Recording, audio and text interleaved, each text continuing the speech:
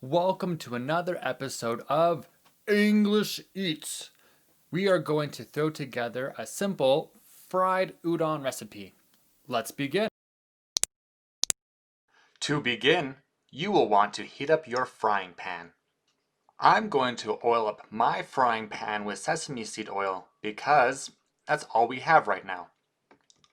I'll spread the oil around with my hand just because it's convenient, though make sure to wash your hands afterwards. But don't do it if your frying pan is too hot, of course. Now, throw on as much shabu beef as you want and cook to your liking. Add those scrumptious udon noodles. Oh yeah. Now it's time for chopped onions. I'm going to add some pre-cut vegetables, to keep it simple.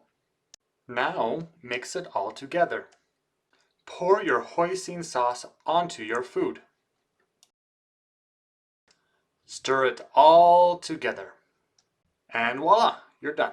Please let me know what kind of videos you want to see in the future, or what English questions you might have, and I can answer them in a future video. Just do it in the comments below and subscribe so I can see you next week. Adios.